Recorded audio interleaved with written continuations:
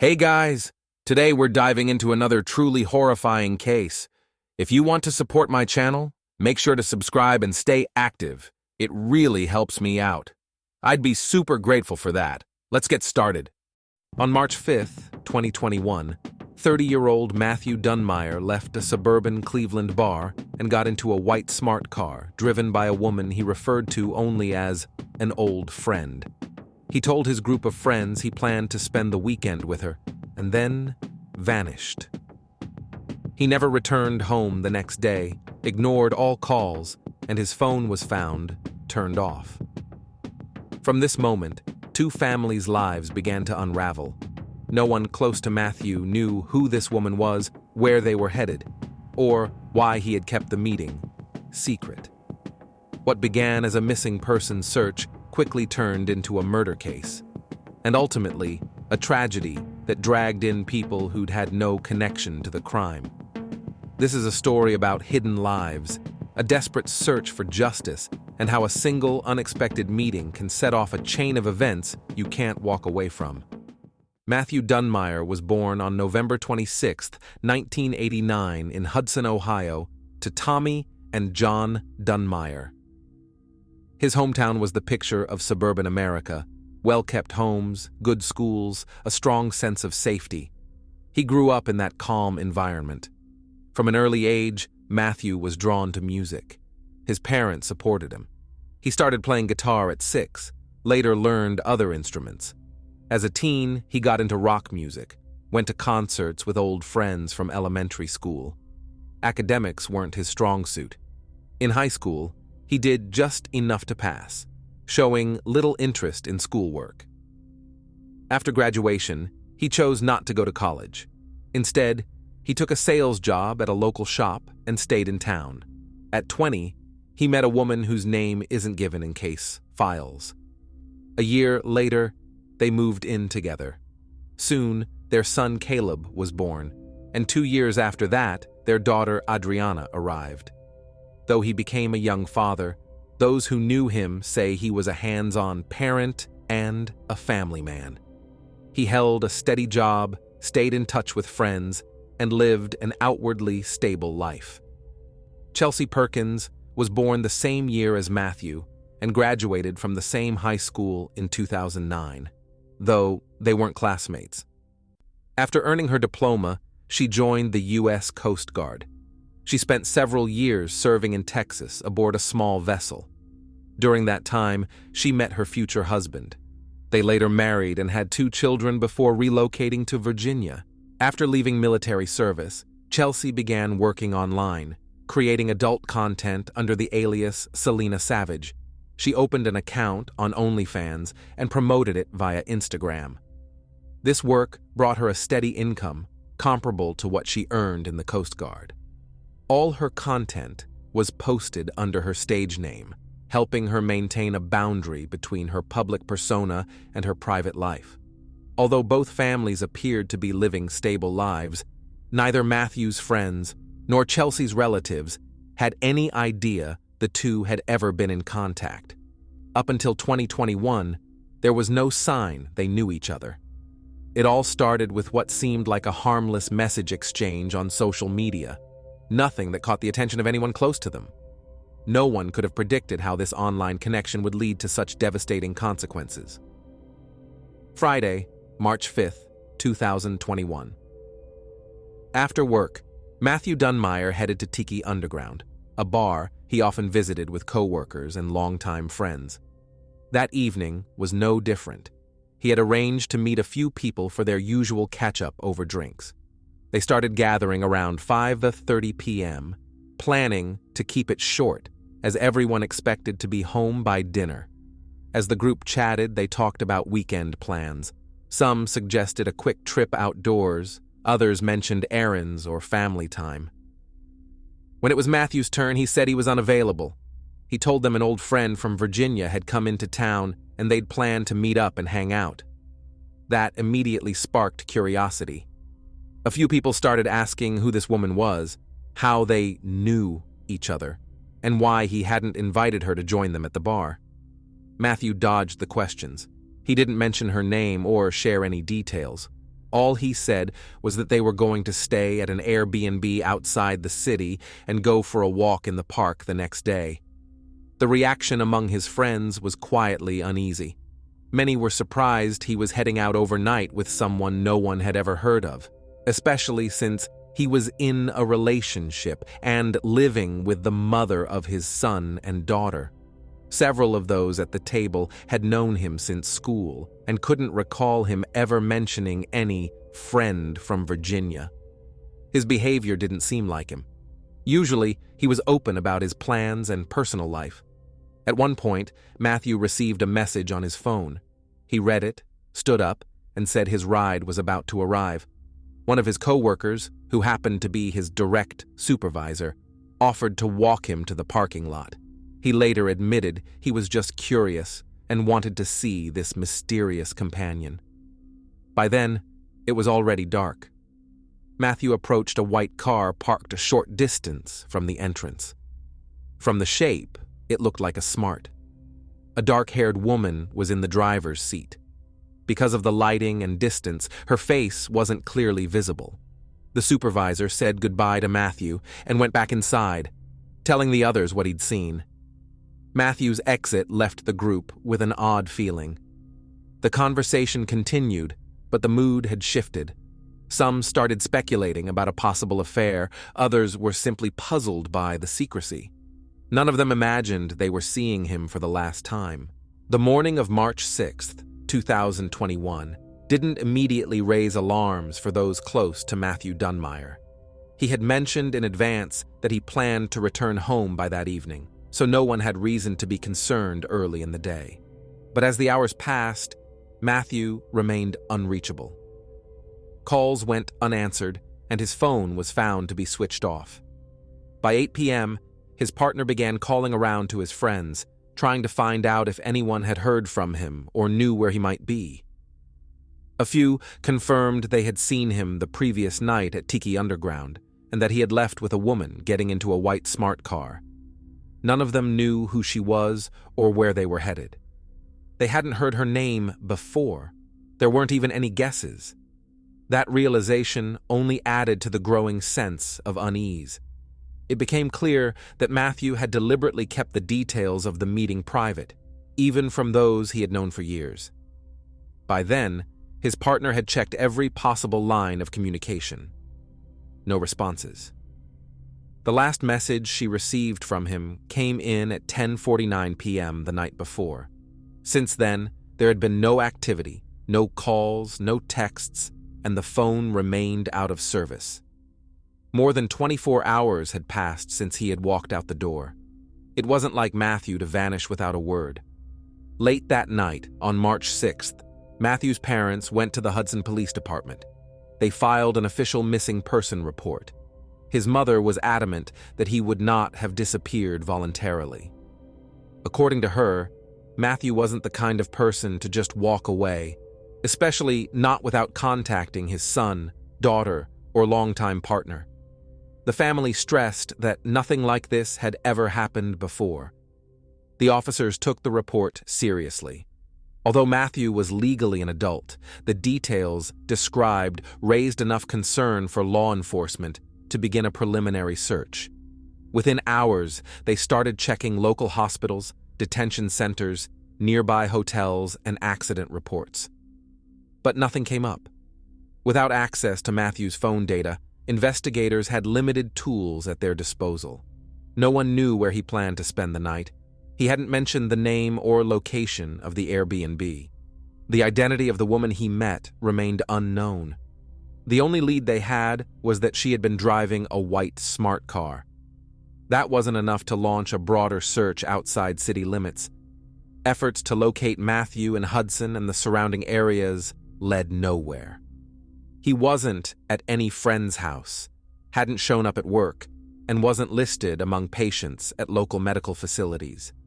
None of the regional incident reports matched his description. Officers continued questioning relatives and co-workers, hoping to identify any possible travel routes. At the same time, detectives requested footage from nearby security cameras around the bar where he had last been seen. By late evening on March 6th, the situation officially shifted from a temporary absence to a missing person case. Nearly 24 hours had passed since anyone had last heard from Matthew, and there had been no new messages or contact. The case was given high priority. At this point, Matthew's family and friends began to understand that this wasn't just a delay or a personal issue. It could be something much more serious. On the morning of March 9th, 2021, the Valley View Police Department received an urgent call. A group of hikers walking through Cuyahoga Valley National Park had come across the body of a man. It was lying just off a hiking trail, only a few yards from the path, in an area easy to reach but hidden from the road by trees and brush. The park sits on the border of two counties and is intersected by several highways, making it accessible from multiple directions. Officers arrived on the scene within minutes. The area around the body was quickly secured. The man was dressed in dark clothing, a leather jacket, hooded sweatshirt, fingerless gloves, dark jeans, and boots. A plastic Aquafina water bottle, half full, was found nearby on the ground. No ID or phone was found in his pockets. Preliminary examination suggested the person had passed away at least 2 days earlier. There were no signs of a struggle or a dragged body. The position was flat, undisturbed, suggesting the act took place right there. A gunshot wound was found at the back of the head. The trajectory of the bullet, moving from top to bottom, suggested the man may have been sitting or standing when it happened, and the shooter was nearby. The body was taken to the morgue for a forensic autopsy. At the same time, investigators began checking missing person reports across the area. When Hudson police learned about the discovery, they traveled to the scene to compare notes. The next day, the coroner confirmed the man's identity. It was Matthew Dunmeyer, who had vanished 4 days earlier. His identity was verified through fingerprints and a tattoo on his arm, which matched the one described by his family. His loved ones were notified of his passing. The official cause of death was a gunshot wound to the head. With this confirmation, the case was reclassified as a criminal investigation. Now that they knew who the victim was, detectives turned their attention to the only solid lead they had: the statement from Matthew's co-workers about the white smart car he was seen getting into on March 5th. One witness, who walked him to the parking lot, recalled that the driver was a woman with dark hair. He couldn't recall the license plate, and because it was dark outside, he hadn't gotten a good look at her face.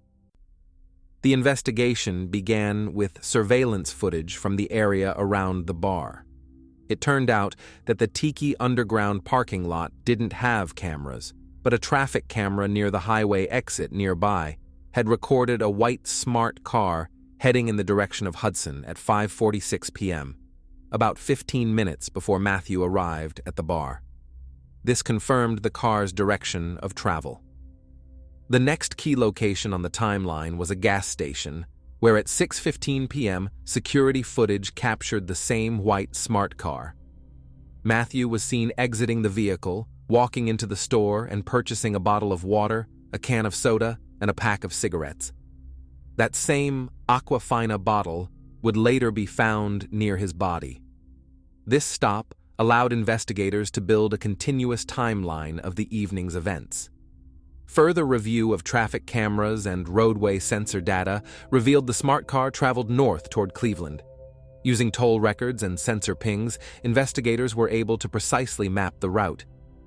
The vehicle arrived at a property rented through Airbnb on Ashbury Avenue, located in the eastern part of Cleveland. Police spoke with the property owner and showed him a photo of Matthew. He confirmed that Matthew had stayed there for one night. Staff who serviced the home recalled that Matthew had arrived with a woman with dark hair. Following an official request to Airbnb, investigators received the booking information. The reservation had been made under the name Chelsea Perkins. A background check confirmed that Chelsea and Matthew had gone to the same high school, though they had not kept in touch for years. None of Matthew's family or friends had ever heard of her. For the first time in years, He hadn't told anyone who he was planning to spend the weekend with. With her identity now confirmed, police began gathering details about Chelsea and her current residence. Using surveillance footage, toll booth records, phone GPS logs, and Airbnb registration data, investigators reconstructed a clear timeline of the meeting between Matthew Dunmire and Chelsea Perkins. On March 5th, around 6:30 p.m., they arrived at the rented house on Ashbury Avenue in Cleveland. The rental was booked for one night under Chelsea's name. According to house staff, the two arrived in a white smart car and entered the property together. Nearby surveillance footage confirmed the vehicle remained parked outside the home throughout the night. There was no recorded activity around the property until morning. At 8:37 a.m. on March 6th, both Chelsea's and Matthew's phones began to move. GPS data showed they had left Cleveland and were heading toward Cuyahoga Valley National Park. At 9:45 a.m., both phones connected to a cell tower located near the park's southern entrance. This matched the previously tracked route captured by traffic cameras. The site where Matthew's body was later discovered was within walking distance of that signal location. GPS showed the vehicle stopped in a nearby parking area, and both phones remained stationary for a period shortly afterward. At 10:49 a.m., Matthew sent a final text to his partner, letting her know he planned to be home later that evening. That message was the last recorded activity from his phone. Roughly 30 minutes later, the signal disappeared. From that moment on, no calls or texts were made. The phone was either shut off or switched to airplane mode.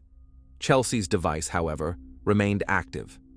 Forensic analysis of the water bottle found near Matthew's body revealed 2 DNA profiles, his and Chelsea's. This discovery became the first concrete evidence placing Chelsea at the scene of the crime. Since Matthew had purchased the bottle while they were together, and it was later recovered near where his body was found, investigators concluded that Chelsea had been present at or shortly before the time of his death. Further forensic testing, including debris found under Matthew's fingernails and hair strands recovered from his clothing, also matched Chelsea Perkins's genetic profile. These results left little doubt that she had been the last person to see him alive. Following the discovery of Matthew's body, police continued to track Chelsea Perkins's vehicle. Toll road records logged her white smart car exiting Ohio around 1 p.m. on March 6th, heading north. The next confirmed sighting of the car was near Toledo, before it crossed into Michigan. That evening, surveillance footage captured the car entering the parking lot of Family Inc., a local tattoo studio.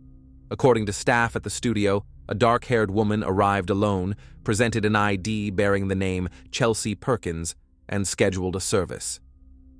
She remained in the shop for several hours, during which she received a new tattoo. The employees noted no signs of stress or unusual behavior. She paid in cash and left afterward. Later that day, Chelsea posted a photo to her personal Instagram page, standing in front of a mirror at the tattoo parlor. The image showed the fresh tattoo, with a caption that read, "What an amazing weekend." The geolocation data confirmed that the post had been made from within Michigan. There was no mention or indication of what had transpired earlier that morning. On March 7th, surveillance cameras tracked Chelsea's car traveling southeast toward Virginia. She returned to her residence in Arlington and resumed her routine. There were no signs that she felt pressured or was attempting to hide. Over the following weeks, she remained active on social media, sharing everyday posts with no reference to the events in Ohio. On March 30th, 2021, law enforcement obtained a warrant to search Chelsea Perkins' home in Arlington, Virginia. By that point, over 3 weeks had passed since Matthew Dunmire's death. Investigators had gathered substantial grounds to proceed. Her confirmed presence with Matthew at the park, physical evidence linking her to the scene, the documented travel route, their shared Airbnb reservation, and corroborating data from surveillance and phone records. On the day of the search, FBI agents arrived at Chelsea Perkins' residence.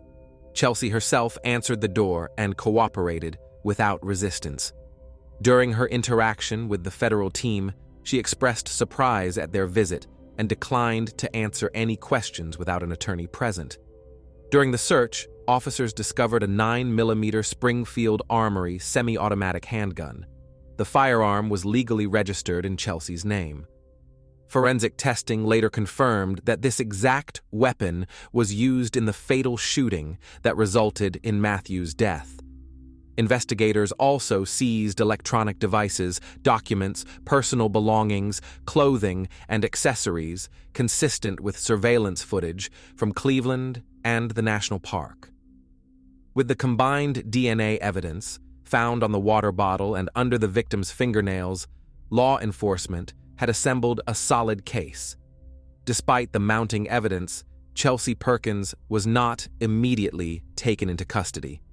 In the months following Matthew's death, she continued living in Virginia, did not relocate, and maintained a public presence with no visible signs of distress. This inaction by the authorities deeply frustrated Matthew's family. His mother, Tommy Dunmire, took it the hardest. Tommy refused to accept that the primary suspect in her son's case remained free. In her view, the justice system was failing to act. Letters and appeals sent to detectives and the prosecutor yielded no clear response. Neither she nor her husband was given a timeline for a possible arrest. Officials cited procedural requirements as the reason for the delay. The ongoing situation took a severe toll on Tommy's mental health. She stopped sleeping, spending nights at her computer, gathering every bit of information she could find about Chelsea.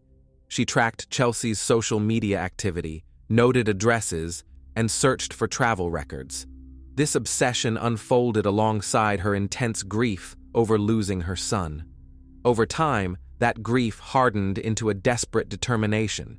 If the system couldn't deliver justice, she would pursue it herself. In the fall of 2021, Tommy persuaded her husband, John Dunmire, to support a plan. Together, they ordered 2 UPS courier uniforms online, rented a vehicle, and prepared fake delivery boxes. Their goal was to gain access to private property under the guise of a delivery service. Tommy was convinced she had identified Chelsea's exact residence in Washington, D.C., but she was mistaken. Chelsea actually lived in Arlington, Virginia. In November, the Dunmires set their plan into motion. They drove to the address they believed belonged to Chelsea. Upon arrival, John stayed behind in the car, while Tommy, dressed in a UPS delivery uniform, approached the front door carrying a package. Moments later, a woman opened the door. Seeing the delivery outfit, she didn't suspect anything unusual. That's when Tommy pulled a handgun from under her jacket and fired twice at the woman's midsection. The woman collapsed near the entrance.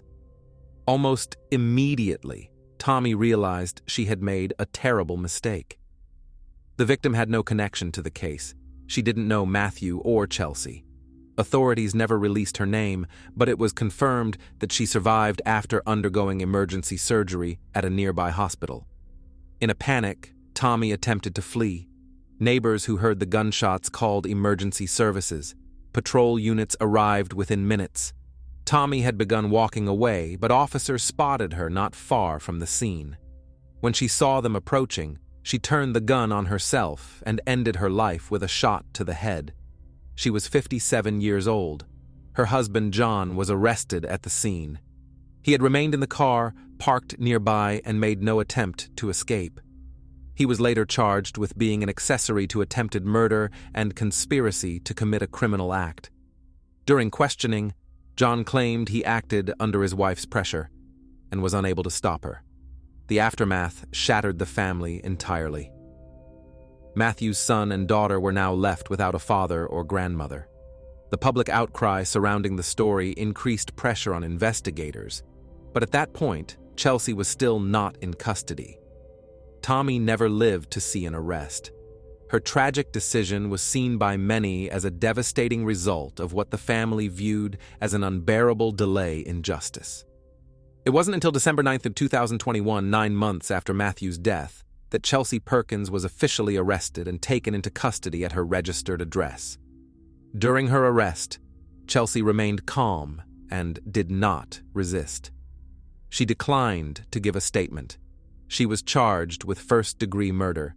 The court denied bail, citing the seriousness of the charge, the strength of the evidence, and the risk of flight. From that point on, Chelsea was held in pre-trial detention. Her legal team filed motions to have her release conditions reviewed, but the court upheld its original decision.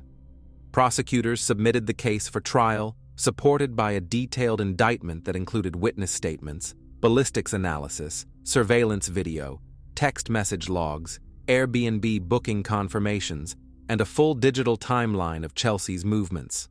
Between 2022 and 2024, the legal proceedings continued. Chelsea Perkins' attorneys maintained her innocence and argued that the evidence against her was insufficient. Throughout this time, Chelsea denied having any involvement in Matthew Dunmire's death. Her stance remained unchanged until the spring of 2025. In May 2025, more than 4 years after Matthew's death, Chelsea unexpectedly changed her position. Until that point, she had consistently denied any role in the crime and refused to admit guilt. However, she agreed to a plea deal and officially pled guilty to the killing. Under the terms of the agreement, she was offered a sentencing range of 27 to 31 years. The court took into account the time she had already spent in pre-trial detention and ruled that it would count toward the total sentence. The exact length of her incarceration was to be determined later. In exchange, Chelsea provided a statement explaining her actions. According to her, the motive behind the act was revenge. In her courtroom statement, she claimed that in 2017, during a party in their hometown, Matthew had committed an act of aggression against her. She said she reported it to local police, but the case went nowhere due to a lack of evidence. Charges were dismissed, and Matthew faced no legal consequences. Chelsea stated that years later, when she came across his profile on social media by chance, she decided to reach out under the pretense of reconnecting. In reality, she claimed, the plan to confront and kill him had already been set in motion. She explained that she arranged the Airbnb, invited him to meet, and carried out the act while using a tattoo appointment as a cover story. Investigators were unable to verify her claims. Archived records did show a police report filed in 2017 in the same jurisdiction, but the case had been closed within 3 weeks due to insufficient grounds for criminal prosecution. No direct evidence of wrongdoing on Matthew's part was ever established. Matthew's family and friends rejected Chelsea's version of events. They firmly believed he was incapable of such behavior. However, prosecutors did not formally challenge her account, as the main person involved was no longer alive to defend himself. The court acknowledged that the guilty plea avoided a lengthy jury trial. On September 9, 2025, the final sentence was handed down: 25 years in prison, with no possibility of parole until the full term is served. This means Chelsea Perkins will remain incarcerated until at least 2050, factoring in the time already spent in custody. The decision brought an end to a years-long investigation that left behind deep moral and legal uncertainties. The motive behind the crime was never confirmed through independent evidence. Chelsea's statement remained the only account of what led to the act. Public opinion remained sharply divided. Some viewed her as someone who sought personal revenge for a past injustice, while others saw the crime as a calculated killing with no substantiated cause. No conclusion fully satisfied both sides. Thanks for watching, everyone. Your support means a lot to me, and you can help my channel grow by hitting that like button, dropping a comment, and sharing this video. Your engagement really makes a difference. See you soon.